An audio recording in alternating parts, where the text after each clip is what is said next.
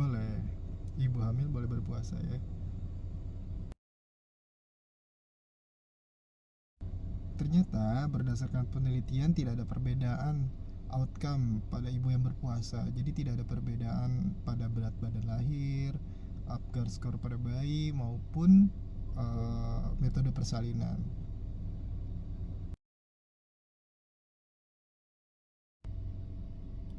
Yang paling aman sebenarnya adalah berpuasa di trimester kedua. Akan tetapi di trimester 1 dan trimester 3 itu bukan berarti tidak boleh ya. Hanya dengan catatan karena pada trimester pertama biasanya pada saat itu ibu sedang mengalami mual-mual atau muntah-muntah yang hebat ya. Jadi dikhawatirkan pada saat sahur, pada saat berbuka itu tidak bisa optimal memakan atau mengkonsumsi makanan dan minuman yang diperlukan untuk bertahan selama berpuasa, sehingga akhirnya kekurangan nutrisi, kekurangan cairan, ataupun pada saat berpuasa juga bisa terjadi mual muntah karena perutnya kosong. Itu juga pada saat berpuasa kan tidak bisa mengkonsumsi obat, akhirnya bisa mengganggu dan bisa justru membahayakan kondisi ibu dan kehamilannya. Akan tetapi pada trimester 1 apabila tidak ada keluhan, tidak ada masalah, tidak ada mual muntah, makan masih bisa tercukupi pada saat berbuka ataupun sahur, tidak ada keluhan kram-kram atau perdarahan, seharusnya sih masih memungkinkan untuk dilakukan berpuasa.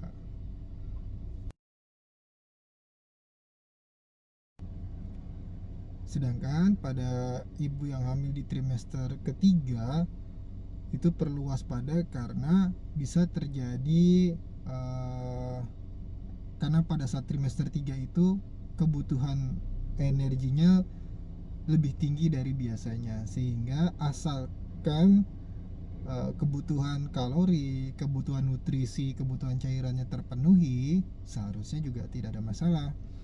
Jadi yang perlu dilakukan adalah dengan pemantauan yang lebih ketat.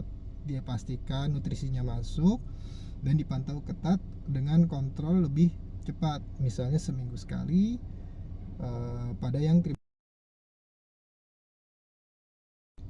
harus diwaspadai selama berpuasa pada kehamilan adalah terjadi dehidrasi. Karena kalau untuk nutrisi kemungkinan masih bisa diakalin dengan merubah jadwal makan, misalnya sehari 3 kali di pagi, siang, malam, bisa dirubah dengan pada saat berbuka, menjelang tidur, dan pada saat sahur. Sebenarnya hanya perubahan jadwal makannya aja.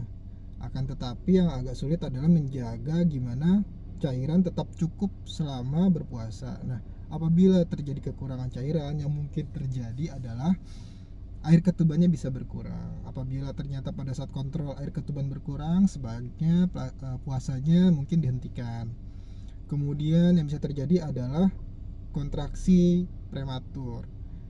Karena pada kondisi ibu dehidrasi, ibu akan mengeluarkan sebuah hormon yang mencegah untuk atau mengurangi produksi dari pipis ibu agar cairan tetap terjaga di dalam tubuh. Nah, hormon itu juga memiliki efek yang mirip seperti hormon untuk mengakibatkan kontraksi. Akhirnya ibunya menjadi kontraksi apabila terjadi dehidrasi. Jadi apabila mulai sering kontraksi, sebaiknya puasanya dihentikan. Kemudian yang bisa terjadi, ibunya merasa lemas. Tadi dehidrasi, mungkin kekurangan elektrolit, akhirnya ibunya merasa sangat lemas. Untuk itu sebaiknya juga jangan dilanjutkan berpuasanya, tidak perlu dipaksakan. Kemudian puasanya juga mesti dihentikan apabila ibunya merasa gerakan bayinya atau gerakan janinnya mulai berkurang daripada biasanya. Sebaiknya jangan dilanjutkan puasanya ya.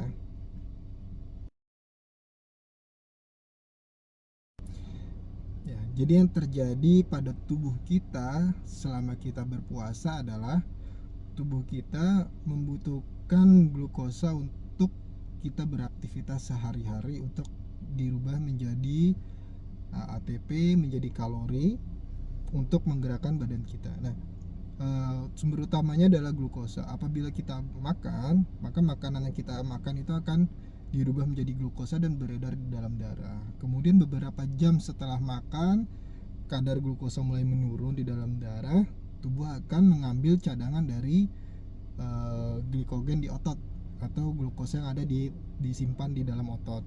Kemudian lama kelamaan apabila tidak ada asupan makanan sama sekali, maka tubuh akan merubah lemak untuk menjadi glukosa supaya glukosa tersebut bisa menjadi bahan baku makanan gitu. Nah, apabila memecah lemak nanti akan terjadi pembentukan seperti keton badis, itu biasanya pada ibu-ibu yang berpuasa atau mungkin pada pasien-pasien yang hiperemesis gravidarum atau yang mual-muntah hebat pada trimester 1 biasanya bisa terdeteksi tuh makanan yang masuk itu cukup atau enggak, itu dilihat dari pipisnya. Biasanya ketonnya positif itu karena mulai terjadi pemecahan cadangan lemak. Jadi sebenarnya kebutuhan kalori pada bayi atau pada janin, kebutuhan glukosa pada janin pada saat berpuasa masih mungkin bisa terpenuhi. Cuman yang perlu diperhatikan adalah kebutuhan makanannya tidak hanya glukosa dan kalori aja, akan tetapi butuh nutrisi yang lengkap, mulai dari makronutrisinya seperti protein, lemak, karbohidrat, kemudian dari mikronutrisinya seperti asam folat, vitamin, zat besi, mineral, elektrolit, itu benar-benar mesti tercukupi selama berbuka sampai sahur.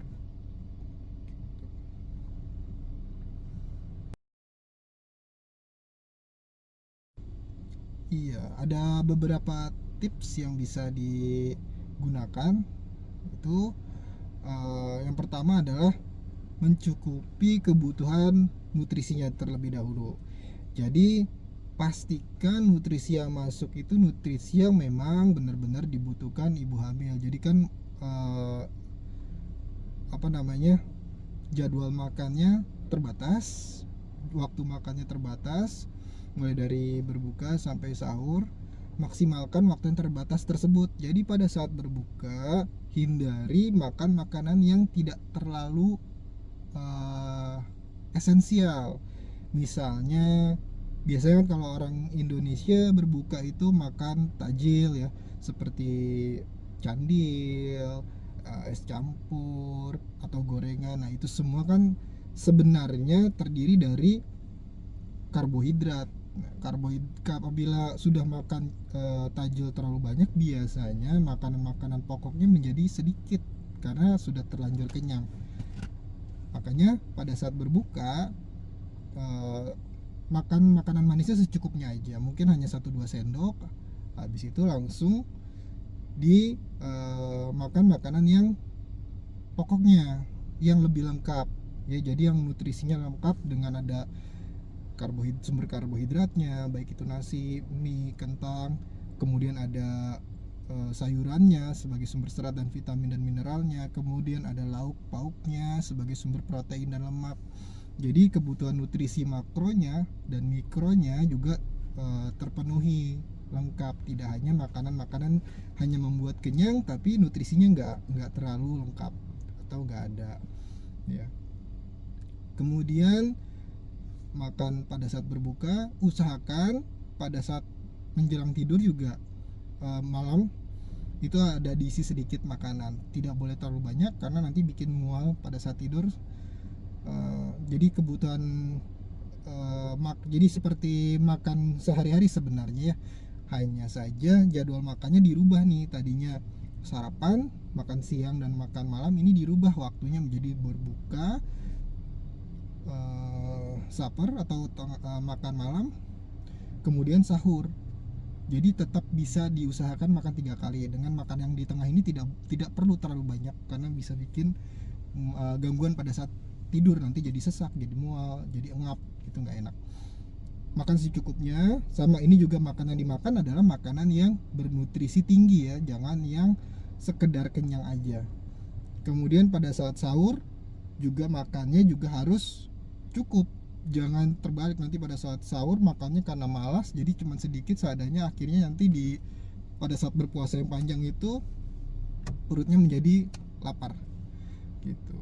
Hindari pada saat sahur memakan makanan yang sumber karbohidratnya dengan glycemic index yang tinggi, karena dia akan membuat lapar lebih cepat, seperti makan roti.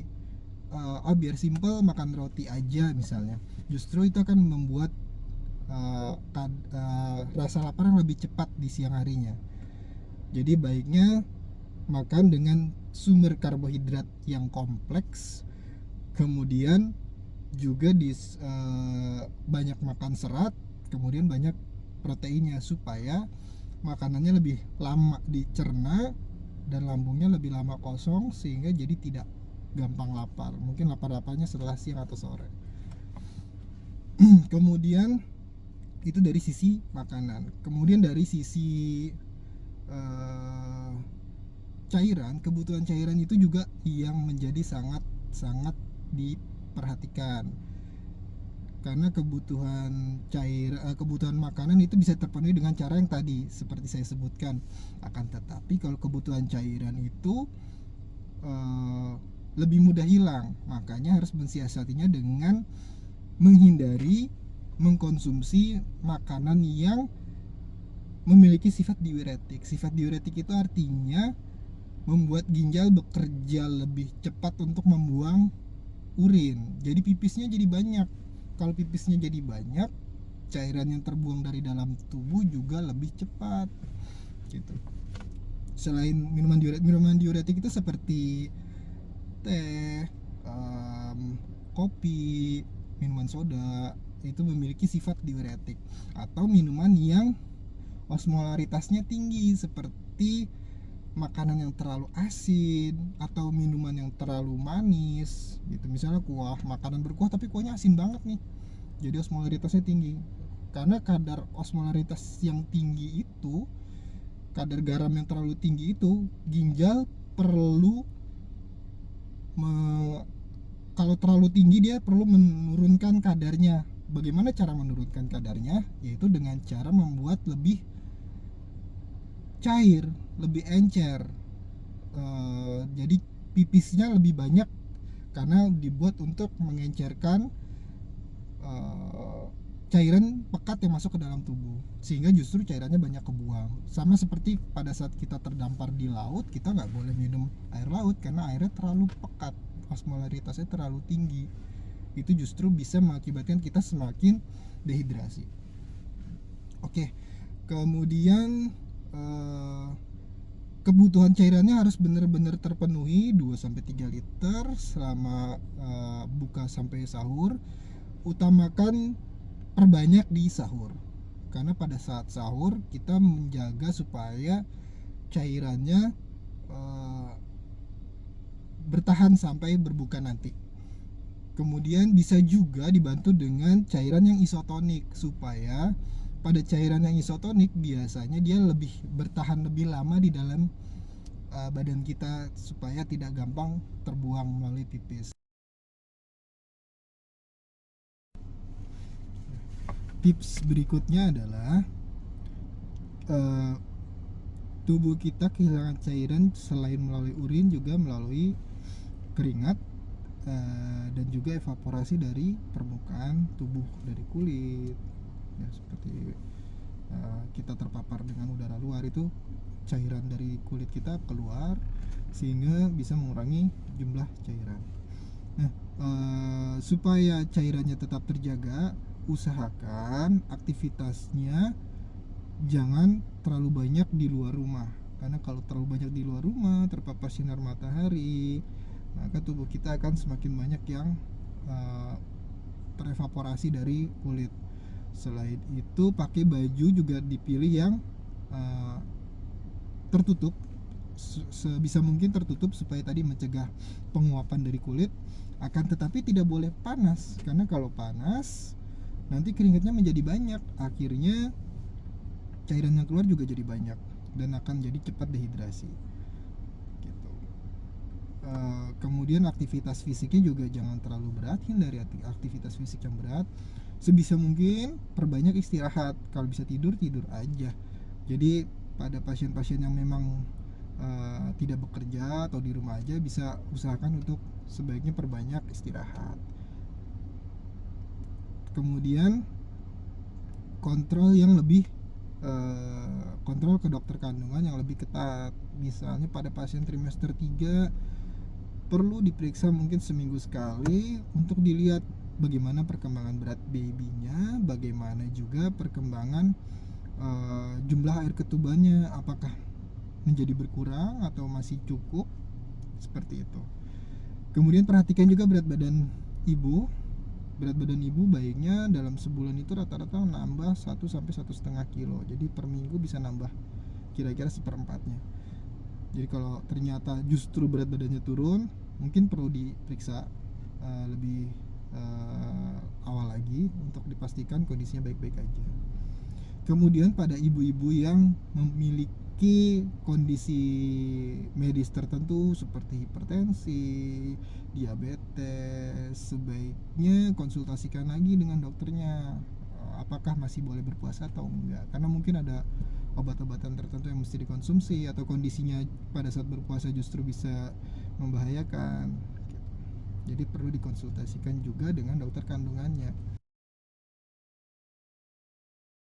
Ya, kesimpulannya, ibu hamil itu secara medis boleh untuk berpuasa, akan tetapi ada hal-hal yang perlu diperhatikan seperti tadi. Bagaimana caranya supaya nutrisinya tetap terpenuhi, cairannya juga tetap terpenuhi, dan yang paling penting diingat adalah puasanya ini tidak wajib bagi ibu hamil. Selamat berpuasa. Semoga puasanya berjalan dengan lancar dan kehamilannya tetap dalam kondisi yang sehat.